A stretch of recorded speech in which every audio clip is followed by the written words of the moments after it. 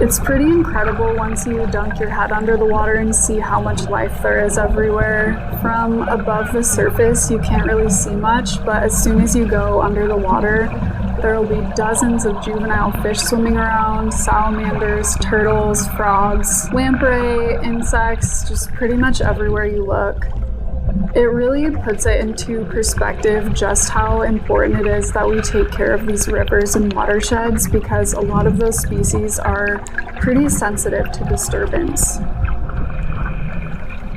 Snorkel surveys for adult spring run Chinook salmon and steelhead are conducted in most large anadromous rivers in Northern California. For the Trinity River, there are 5 different tributaries surveyed over the span of a month. Most of the rivers we survey require anywhere from 8 to 15 people and take 1 or 2 days each, sometimes more than that. Most of the streams are incredibly remote and require camping out. Unfortunately, a lot of the streams and watersheds in California are experiencing some type of degradation and habitat loss that has affected salmon populations over the years. And it's not just one single thing that's caused this. It's a changing climate, years of drought, resource extraction, pollution, loss of floodplain connectivity, just to name a few. Hi, I'm Allison Cofield. I am a fish biologist with the Watershed Research and Training Center. The Watershed Center conducts natural resource stewardship within Trinity County and beyond. There's a whole bunch of awesome programs. We've got a fisheries program, a watershed stewardship program, fuel reduction programs, youth programs, wildlife programs, kind of the full gamut of natural resource management and stewardship. Hi, my name's Farrah Tyler. I'm a fisheries tech for the Watershed Center. While it is called the Watershed Center, we do not just do hydrology or fisheries work. A lot of forestry, timber management, working with local folks to protect their land and make the county a more resilient place, while also protecting the rivers and streams that are important to us and that we love. Hey, I'm Jacob Hoadley. I'm a fisheries technician here at the Watershed. We are conducting a snorkel survey for adult steelhead and Chinook salmon. When I moved to Trinity County, it was kind of because I like to steelhead fish, and I just fell in love with the river, and I wanted to give back to something that I loved so much, and I wanted to be a part of helping it thrive. I'm studying watershed science at school. I'm going for my master's at Cal Poly Humboldt, and there's an element of field work and being in the river and observing fish and observing the conditions and habitats that fish live in around here. And this job captures not only the fisheries work, but also the hydrology and stream monitoring and habitat assessment. So provided me with an opportunity to get a lot of really good hands-on experience to enhance my education. Well, we get suited up in our wetsuits. Snorkels getting wet in the water over there, and throw it on, and we basically count fish. I think every time I stick my face underwater, it's like the same feeling. It's so cool to just see it from the fish perspective. This will be the 5th tributary of the Trinity River that we dive. So we get a big group of people out, we throw on wetsuits, and we snorkel reaches anywhere from 2 miles to 5 miles, and we count fish. The adult steelhead and Chinook, especially Chinook, numbers have significantly dropped in the last, 30, 40, 50 plus years. It's pretty bad right now, so we've just been trying to continue the surveys and add to the database to basically help restore their populations.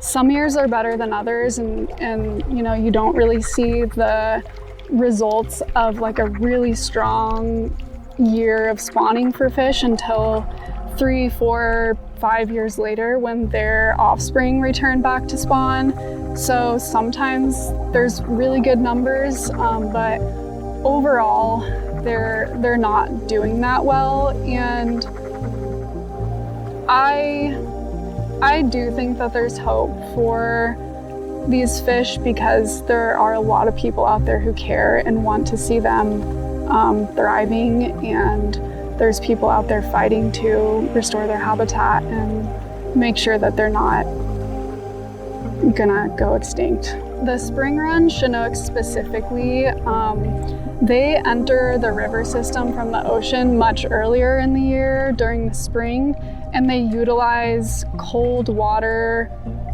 deep like holding habitats. So they'll run up the river from the ocean and they'll enter whichever tributaries they were spawned in, and they need cold, deep water to kind of sit in and wait out the summer months. And over the years, kind of across California, across the Pacific Northwest, spring run Chinook populations have really declined from a kind of a whole bunch of reasons. But it's important that we know what's going on with these populations. A lot of these rivers are in really remote areas that people just don't see very often. So it's nice to be able to know what's going on, how many fish are in the rivers, and be able to kind of keep tabs on the numbers that are returning each year. For the dives like we're doing this week, I get to work with people from all over the area who are interested in fish and working in the fisheries management community around here, so I really like that too. So these dives have been going on since, I want to say 1978, and it's a partnership between a ton of agencies and organizations and volunteers. So we've got the Watershed Center involved, California Department of Fish and Wildlife, U.S. Fish and Wildlife, NOAA, the Forest Service, and the Yurok Tribe, and so many different groups that come together to put these dives on. It really is a collaborative effort to come out here and have people who know these rivers and are going to make sure that people are safe and can identify Chinook and steelhead and get accurate counts, and also kind of gauge what these rivers are looking like and how they're doing over the years, you know, for decades of surveying them. It's really awesome to have that data to be able to go back and look and kind of gauge how populations are doing. Unfortunately, in a lot of watersheds in California, there is degradation and just effects of human use from years and years of mining and poor logging practices and humans altering rivers. So an unhealthy watershed is one that kind of lost its ability to function on its own. It's unfortunate that we're seeing the effects of decades and decades and hundreds of years of maybe people not understanding what their actions were doing to the river. But it also makes me hopeful because a lot of people now are understanding the state that watersheds are in today, and that they really need restoration and stewardship to kind of bring them back to their healthy state. One thing that I've been talking to many people about on the dives and in my community is the importance of being an ecologist first. That it's not just about the salmon And it's not just about the rivers, but it's about the way that all of our systems interact and how the health of the biodiversity in our area is not a reflection of one system, but a reflection of all the systems working together, and just having a broader vision and a broader perspective than just water, just fish. It's bigger than that. The river, to me, is kind of the glue that holds a watershed together. Obviously, everything needs water to survive, but it's so much more than that. It provides water for the forest, the wildlife, the animals, the amphibians, and the fish. And it's just kind of like the blood in the veins of a forest or a watershed.